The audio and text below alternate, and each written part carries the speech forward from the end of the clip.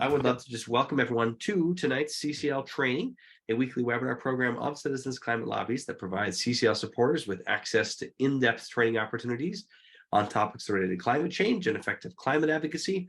I'm your host, Brett Cease, and tonight's going to dive into the Farm Bill basics.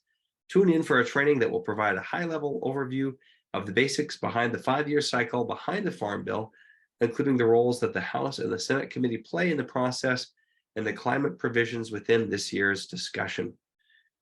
And I will put a link in the chat where you can follow along with the slides, as well as where you will be able to find the recording after today. And let me tell you a little bit about our speaker tonight. Greg Jason is a friend of mine, a fellow Minnesotan, and a retiree from Cargill, where Greg's portfolio ranged from environmental topics to the climate on a global basis. Greg is currently actively involved in organizing CCL's Minnesota statewide teams, as well as working on the CCL Agriculture and Forestry Action Team. So we are in a real treat for all of Greg's expertise tonight. And we're going to structure the overview for tonight's agenda pretty straightforwardly. We'll first dive in to the high-level overview of the Farm Bill. We'll go a little bit more into what the House and the Senate are saying with their respective committees and what their roles are in this ongoing process. Greg's going to debut some of the policy debates that are happening for this particular 5-year cycle, particularly around the climate provisions.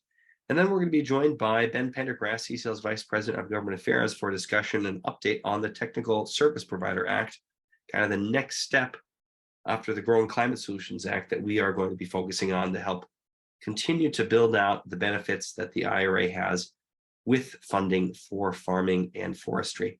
And we'll save plenty of time for Q&A. But with that, thank you all so much for being here. You're in for a real treat tonight. Again, you're welcome to put in the chat where you're calling in from. I'll drop a link to where you can follow along with the slides that Greg's going to be using.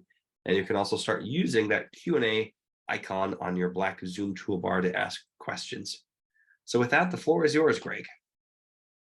Thank you, Brett, and welcome everybody. Good evening. As Brett said, we're going to do an overview, a basic overview of the Farm Bill. And one of the reasons why is the 2018 Farm Bill was over 1,000 pages long. So it's a topic I've been learning on over the past year. My liaison is on the Senate Agricultural Committee, and last June at the CCL conference, they hinted that almost immediately they were going to start to work on the Farm Bill. So it's been a learning curve for me as well too, but I'll share what I've been able to piece together here. So as we talk about the Farm Bill, but also as we look at agriculture as a whole, this is a framework you should keep in your head about these 3 large buckets.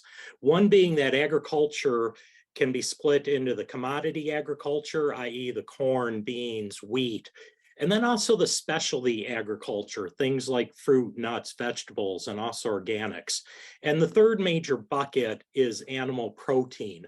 And you'll see in the Farm Bill debates that some of the talks are aligned with these buckets. This is just a rough rule of thumb to help organize your thinking, but it's important to understand that agriculture is a very diverse economic sector. And so when we talk about it, it's good to understand some of these layers to it. Agriculture also has economic drivers, and farmers usually require economic pull to change. Right now, due to both inflation and other global pressures, it's common for farmers to talk about the thin margins and high input costs being things like seed and fertilizer. Keep in mind the U.S. is a net calorie exporter. Agricultural markets are almost always tied to global marketplaces and trade. And the Farm Bill is an important tool to help farmers de-risk transition costs here.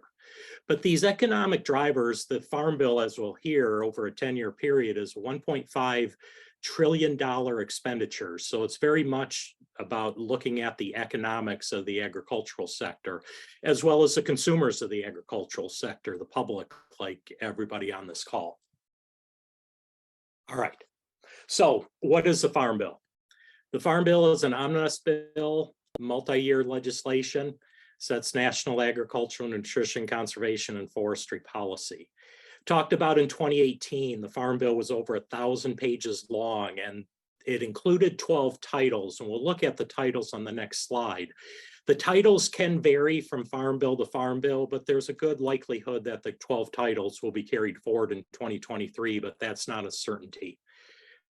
Funding in the Farm Bill is on a 5-year cycle. 2018 was the last Farm Bill. 2023 is the current expiration date for the current one. And as we look at numbers here, I've pulled most of the numbers from the Congressional Budget Office, and they're on a 10-year cycle. Sometimes, depending upon the speaker, you may hear 1 year or 5 years. So if you're comparing different articles, reports, presentations, just understanding what the base is for the budget estimates here. The other thing we'll talk about, we're going to spend a little bit more time on the differences between mandatory spending versus discretionary spending.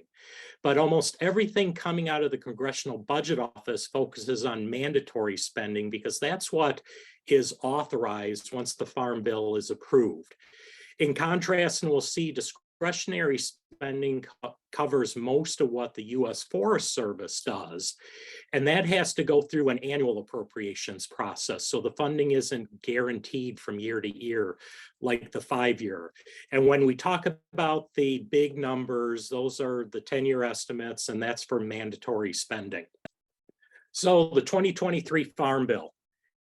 Bipartisan action is quite common, and we're already seeing that with a number of marker bills introduced, which has bipartisan support and often bicameral support. We're seeing bills introduced in both the House and the Senate with bipartisan support.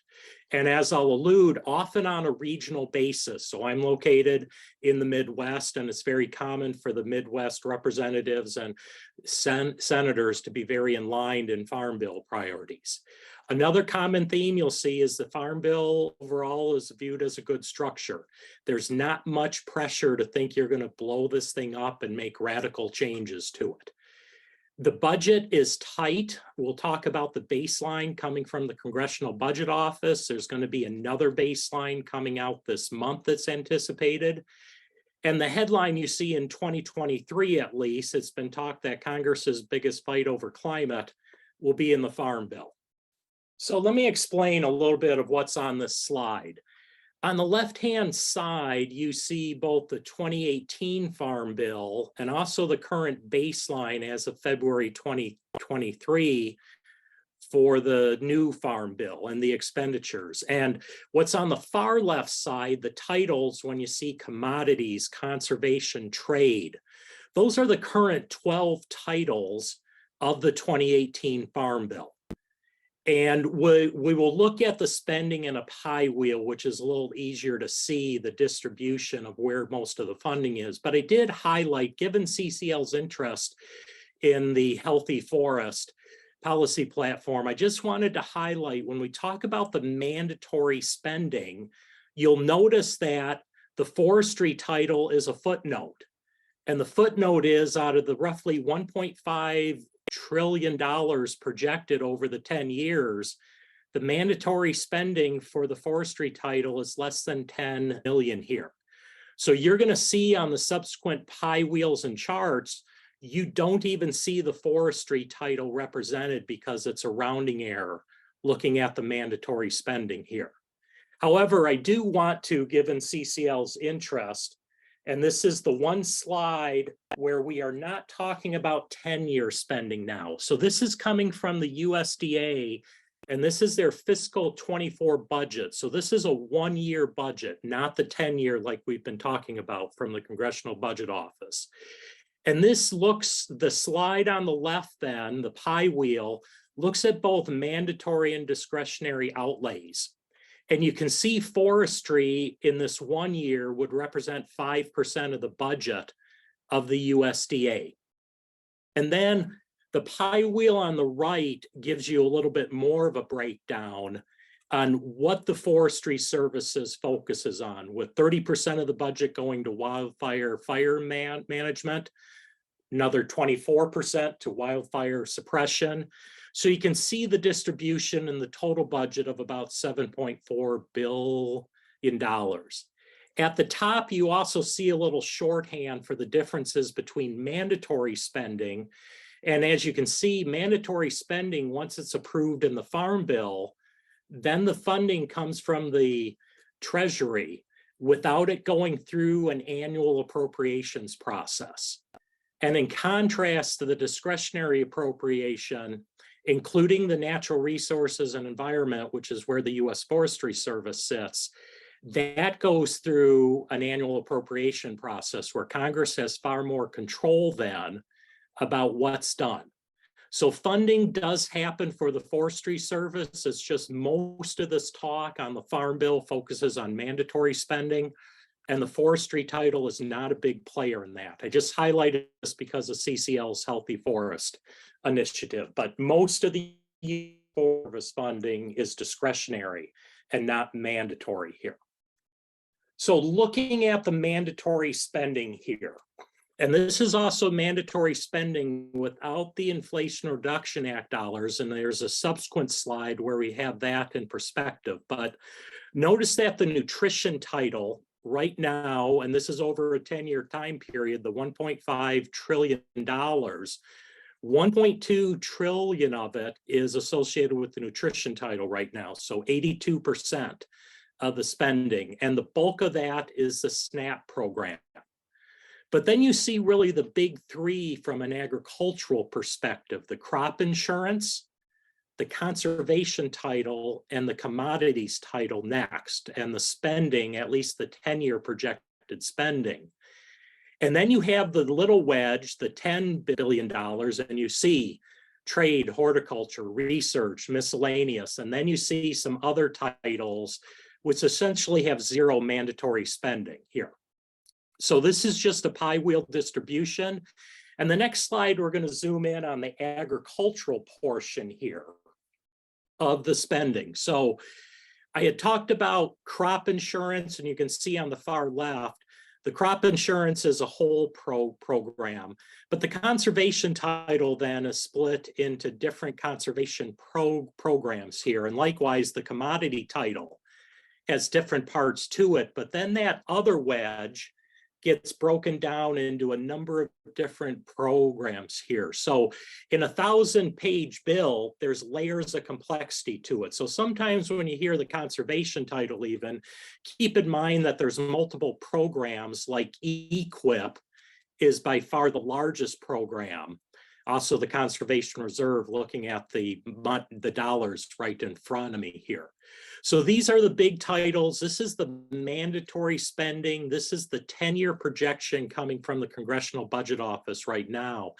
And one of the reasons this is so important is the Congressional Budget Office baseline largely sets what the final numbers are going to be. And there'll be a score sheet that if Congress says they're going to increase spending or decrease spending, Congress has the ability to move spending around, but it's going to be very difficult to think that they're going to increase spending past the baseline under any circumstance. And that was before the Republicans had brought the debt ceiling discussion into the mix here too. So more than likely what's coming out from the Congressional Budget Office is going to serve as that's the maximum amount of funds which will go towards the Farm Bill. And then the discussion is how to fund the programs within it. So we're going to switch off of the funding here. That's a high-level overview of the titles and the funding. And we're going to look at the two committees in the House and the Senate side. And the next two slides are a series of quotes pulled. And this has been consolidated, but I would just say, while there's attributions about who said the quote, whether they're a Republican, whether they're a Democrat, I could have almost interchanged who said these quotes. And I could have interchanged what the House was saying and the Senate was saying. I could have interchanged what the Democrats and Republicans are saying, meaning that it's a very common message coming out right now when people are talking about the Farm Bill. So let's look at some of these quotes from the House side here. First quote, when it comes to the Farm Bill, most folks in rural America would say we have a pretty good one that's set to expire. And Representative Brad Finstead is a farmer by trade. It's his first term.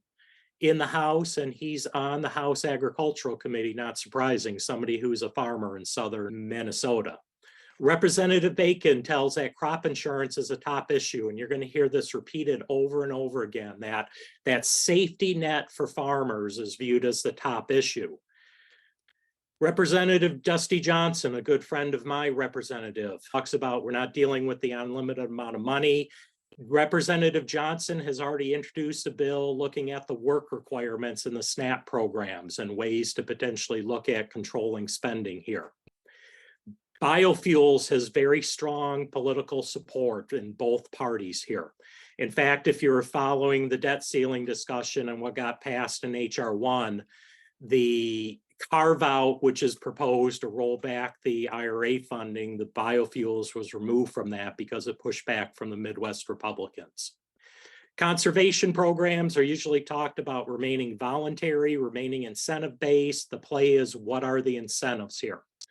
And keep in mind, as we talked about, we're playing in an international market. International trade is very important, as well as exporting. So this is a sample of quotes from the House side. If we look at the Senate side, you hear very similar types of reminders. Senator Tina Smith talks about producers are feeling the pinch. And she adds consolidation, inflation, lack of meat processing, and concerns over the input costs like fertilizer and seed. Senator from North Dakota again talks about crop insurance, needing to strengthen it. He calls it the #1 risk management tool here. Second priority for him is a program, agricultural risk and price loss coverage. Again, reflecting current reference pricing. And so if you think about reference pricing going back to 2018, the last time the Farm Bill was passed, current costs are very different. So one thing which has to happen is updating of these reference pricing. Senator Klobuchar talks about the need for emergency relief, and there's a discussion about should the ad hoc emergency relief, and emergency relief can be something whether it's flooding in the spring, wiping out planted crops, or whether it's things like bird flu. How do you help the community get past these emergency events? She is also a proponent of biofuels and rural development like broadband, and also conservation and research. And Senator Grassley, one of her good friends and often introducing bipartisan bills, talks about the need to be promoting exports here. So these two, House and the Senate, the quotes are almost interchangeable between the two parties, giving you good insight into what the priorities will be in the discussions and what some of the focus areas will be. So I want to take a look at, real briefly, and this is high level, this is a map from the University of Illinois just showing who are the members on the House Agricultural Committee. And keep in mind, because South Dakota only has one representative, that's why it looks so big. Each House district has roughly the same population to it. But you can see the Republicans have control of the House Agricultural Committee, so they will be leading the negotiations. But you can see the makeup. It is coast to coast, and that's in a little contrast to what you're going to see on the Senate committee coming up here in a second. Now, this is the Senate makeup here, and the Senate is under Democratic control. And there's two states which are unique. One is the state I'm located in, Minnesota, and the other one is Iowa, where both senators are on the Senate Ag Committee. And you see a little bit contrast. While the West is representative with Bennett in Colorado, there's no coverage here from the far West on the Senate Ag Committee here. So a little bit different makeup than the House Committee. I also want to take a look at this next chart, and let me explain what you're looking at here.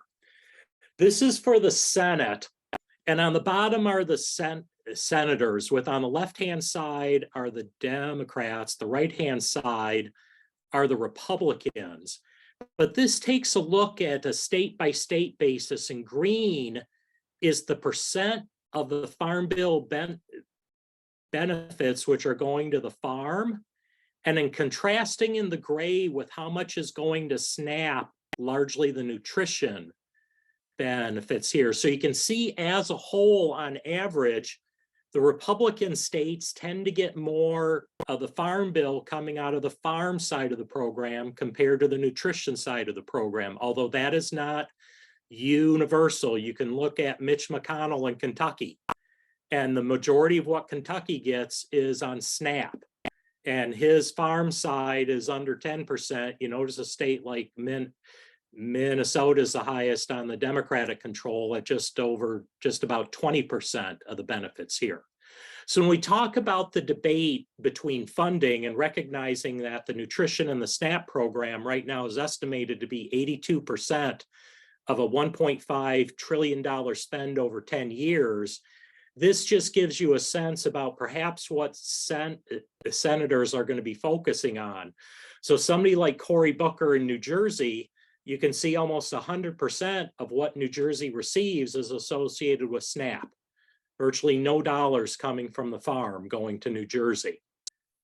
So just a little perspective to understand as senators are thinking about who their constituents are, what are driving some of the different interests here. So we're going to shift gears and talk about some of the ongoing policy debates which continue to evolve. One of the first ones, which CCL has been involved, the Inflation Reduction Act and the roughly $20 billion in additive funding, which came from the Inflation Reduction Act to the conservation programs. And a debate occurring is, should that money be carved out and moved into other high priority programs like crop insurance, for example? Another debate is this a one-time effort over the life of the Inflation Reduction Act, or could it be possibly viewed as a long-term addition to the Farm Bill baseline? The third one is a real wonky detail. There's a program called EQIP, which has had a preset amount prior to the Inflation Reduction Act, that 50% of the funding had to go towards livestock. And the Inflation Reduction Act rolled that back to allow more non-livestock entities to have access to EQIP. But you're going to see this debated. So keep in mind the conservation programs are currently oversubscribed, which is one of the reasons the additional funds was coming through the Inflation Reduction Act, and that the Farm Bill budget is largely fixed. And that's why there's interest in potentially taking those funds and shifting them into other high priority programs here. And certainly the debt ceiling has complicated the issue along with ongoing inflation. Now this just takes a look at the pie wheel we saw, but this time it adds in the total spending coming from the Inflation Reduction Act. So you can see in almost a $1.5 trillion spend, it's not that big of a bump up coming from the Inflation Reduction Act, but it certainly has been a flashpoint for early debates and discussions around the Farm Bill and funding. If we look at this on a year-by-year basis, this shows the current Farm Bill conservation programs, and then also what the bump up on the year-by-year is starting in 2024 and rolling through the sunset date of 2031 for the additional funds going to the conservation programs here. So again, in certain years, this is a significant bump up in funding, almost a 50% increase in funding in fiscal year 27 and fiscal year 28, the peak periods of funding for the additional funds right now with the Inflation Reduction Act. And CCL, this was great to see. A few months ago, we were one of 644 organizations which submitted a letter urging Congress to keep the conservation funding as additional. This was also part of the March Conservative Conference, one of the asks to be talking about this. So it's something CCL has already been active in, and great to see. So there's a publication called The Hill, and they outline 5 fights which are brewing back in March. And I'm just going to go through a couple of these here. One is saying how much we can afford, and it's taking a look at, and also in my words, what can get enough votes to pass. Both the House and the Senate have thin majorities. You're going to have to find something which keeps the groups together in order to pass, especially because it has to get through both chambers here. There's a discussion about this emergency relief funding, the disaster funding, that's typically been treated as an ad hoc. Some groups are going to Congress, the trade groups, and saying this should be worked into the existing mandatory spending to make sure that it's not subject to discretionary funding on an ad hoc basis. One of the second points being talked about is what we just talked about, this conservation funding. Does it remain voluntary and incentive-based? Would there be new limits like we talked about with the EQIP program, rolling back that 50% having to go to livestock? Should we raid the climate kitty, i.e. the IRA funding like we talked about? Could that be reallocated to programs like crop insurance, for example, which is also oversubscribed? There's always a tension between what I'll call big ag and small scale, between conventional agriculture, some of the organic and the specialty ones, where funding is going to. The funding coming out of the Farm Bill has a lot of the pork belly associated with it. Some crops like peanuts in Georgia and cotton in Texas get a lot of money out of the Farm Bill here. So where the money goes, there's lots of numbers and it's easy to twist them around. And also farm waste on the animal side is something we probably don't get into as much. The EQIP funding was trying to roll that back a bit. Then there's a much longer list of policy debates here. And just in the interest of getting through them, I threw out a number of them here. I'm not going to talk about each of these, but I will say we're seeing a debate occurring right now with the work program requirements and SNAP. And in particular, is it going to be debated as part of the debt ceiling, which is what the Republicans are pushing for, or would it be debated as part of the Farm Bill, which is what the Dems are wanting for? The crop insurance, it's been talked about, the number one issue, the safety net. Some groups are pushing to add a climate option into the crop insurance program, but keep in mind, anytime you see the word add, if the budget is fixed, you have to figure out where the funding is going to be moved from. So when we talk about adding programs in now, the question is, where's the funding going to be coming from? There's also an attack from the Republicans on the Commodity Credit Corp. I shouldn't say an attack. They want more control over the discretionary spending.